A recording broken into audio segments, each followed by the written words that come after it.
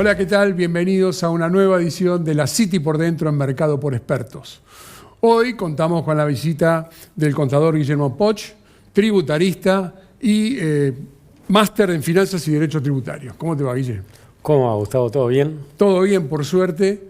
Y bueno, vamos a hablar un poquito de todo lo relacionado a tus temas específicos, ¿te parece? Y aprovechamos el tiempo que tenemos en este momento, ¿no? Principalmente, algo que estamos, terminada la temporada, como hablábamos, vemos qué alternativas hay o qué disposiciones recibe el ARCA sobre los gastos con tarjeta del exterior. Bueno, de alguna manera, para simplificarlo a la gente, siempre el Estado tiene que estar en modo gran hermano. A ver.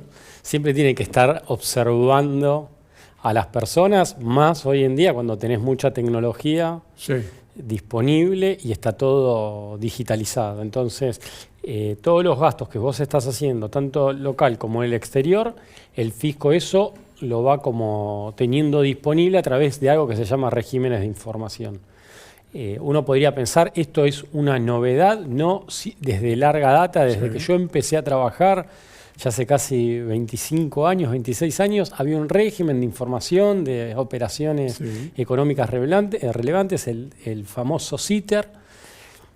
CITER. El CITER, una antigüedad esa, una antigüedad, pero sigue existiendo. Entonces, como que a veces la gente no toma noción de que el fisco está mirando en los lugares donde hay que mirar esa capacidad de gasto que tiene la gente. Sí, y principalmente el tema relacionado básico es el consumo que uno hace en el exterior. Por ahí no lo nota o no lo tiene en consideración y esa alternativa verdaderamente le juega en contra en los números que a lo mejor está declarando al fisco, en definitiva, ¿no? A ARCA. Totalmente. Uno siempre tiene que tener una coherencia. O sea, lo que el fisco está siempre en la búsqueda es de una incoherencia entre tu nivel de gastos y tu nivel de ingresos.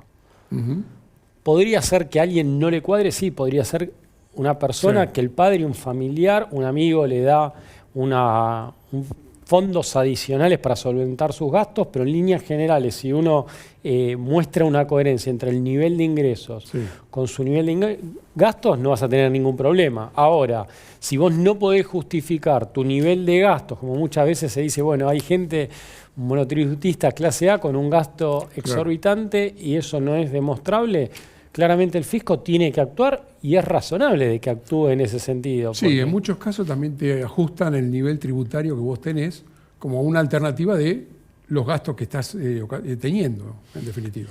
Totalmente, o sea, siempre lo que hay que entender es que ese nivel de gastos tiene que estar sustentado o en un patrimonio que lo hiciste con anterioridad o un flujo de fondos derivados de los ingresos que vas teniendo recurrentemente. Luego de eso puede ser que alguien venga, un abuelo, una abuela, un tío, alguien te dé plata, pero en líneas generales lo que vos tenés que mostrar es solvencia económica. Hoy se está poniendo doble foco, además vos venís del mundo bancario, con lo cual también es un esfuerzo adicional el pago de esas tarjetas que se consumieron, esos gastos en el exterior, porque hay una divisa atrás. Sí, claro. Y si estamos con el problema cepo, no cepo, hay divisas, no hay divisas, reserva aparte no. Después tenés las consideraciones de cómo se paga, porque lo podés pagar inclusive si el dólar tarjeta o turístico o turismo tiene un valor diferenciado al resto de los dólares.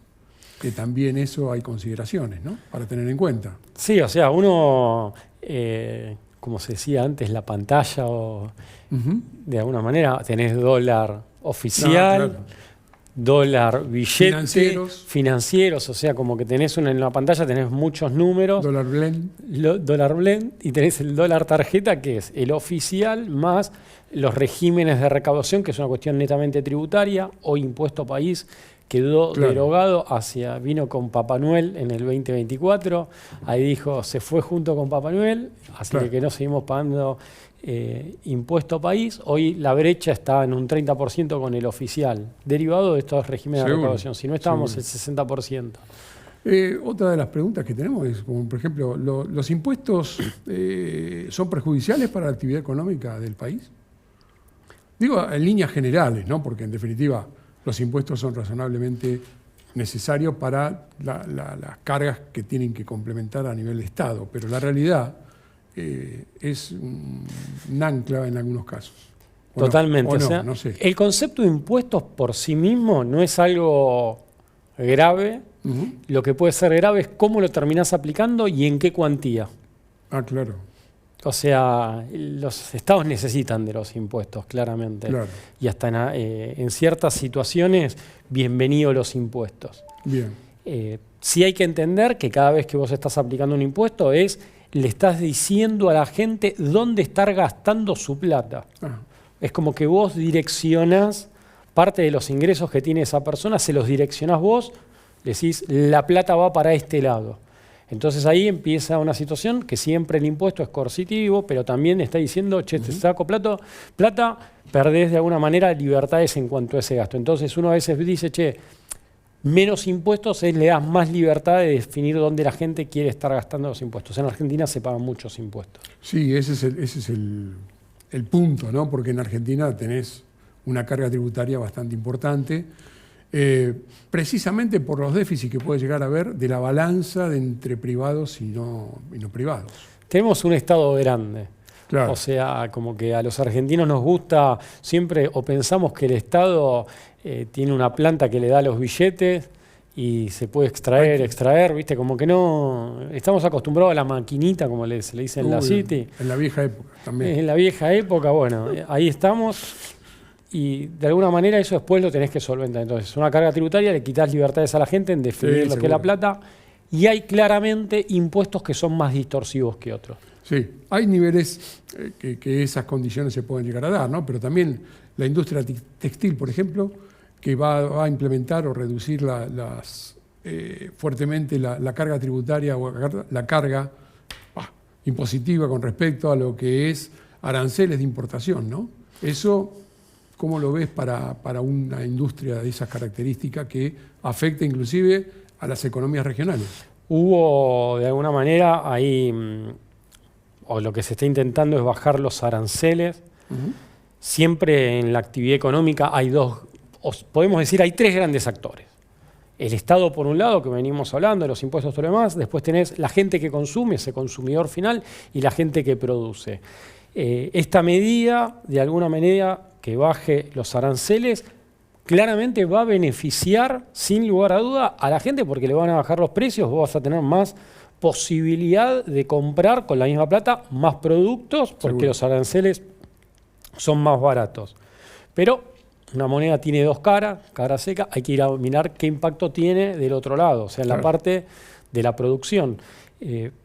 Si hoy esas actividades tienen un margen muy alto de utilidad, lo que vos estás haciendo es, desde el Estado, bajando los aranceles, achicando el margen de rentabilidad del empresario y de toda la cadena de producción porque le bajaste el precio de los productos. Seguro.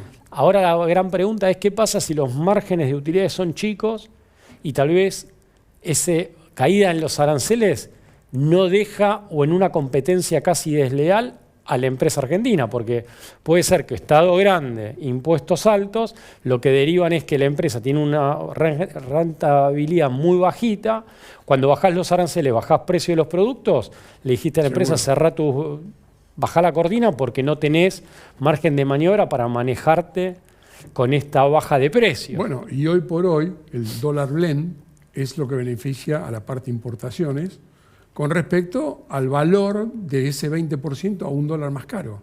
O sea, eso también beneficia o complica esta ecuación que vos Totalmente. Va teniendo impacto. Entonces, me parece la medida puede ser positiva para un sector de la economía.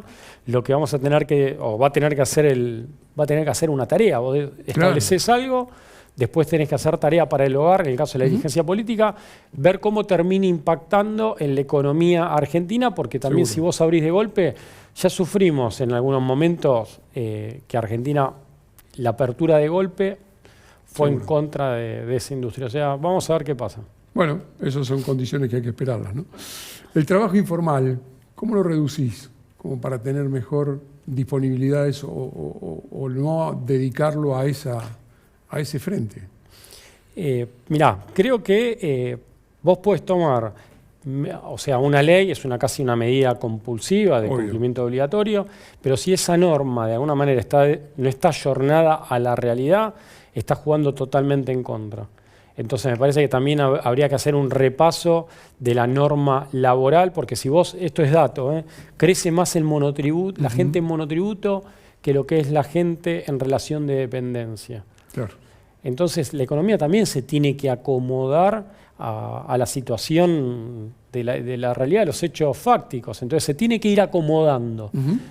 Visto así, me parece que alguien tendría que leer y decir, che, ¿qué pasa? Que aumentan los monotributistas en mayor proporción que la nómina de empleados en relación de dependencia. ¿Qué es que toda la gente se quiere independizar? ¿Seguro? ¿O los costos laborales están siendo muy caros? Entonces, desde ese lugar, ahí aparece una problemática que me parece que amerita que en algún momento se analice y tal vez se adecúen las normas laborales a la realidad. Seguro. Y esa alternativa también hay que tenerla en cuenta como para poder seguir continuando con esas realidades básicas, ¿no? Yo sé que por ahí no es tu tema específico, ¿no? Pero hay condiciones de Fondo Monetario, cómo está la deuda con respecto a la situación general de Argentina. Estamos tratando de solucionar temas. Estamos tratando de solucionar temas. A veces pienso, yo creo que a nadie te obligó a ir a algún lugar a pedir plata, o sea, vos trabajás en un banco, yo tengo la posibilidad de pasar por delante, entrar, pedirte un préstamo o no pedirte un préstamo. Muchas veces beneficia el préstamo porque te produce un apalancamiento, podés crecer más la actividad. Pero si entré y tomé un compromiso, los compromisos hay que asumirlos, me parece. Sí, pero bueno, últimamente estábamos tratando de ordenarnos un poco con respecto al gasto también, ¿no? Porque ahí es donde más o menos se presentan las diferencias.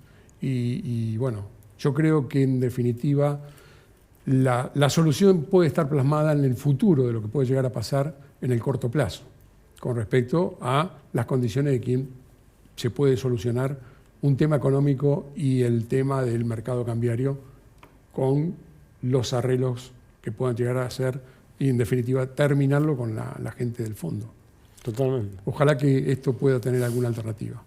Yo te agradezco mucho por haberme acompañado, como siempre. Y verdaderamente, bueno, sabés cómo te aprecio, Guille, y alternativas vas a tener como para volver a estar con nosotros. Bueno, muchas gracias, Gus, un gusto, y cuando quieras, vuelvo. Te agradezco muchísimo. A todos ustedes les agradezco y los espero la próxima semana acá en la City por Dentro, en Mercado por Expertos. Chao, gracias.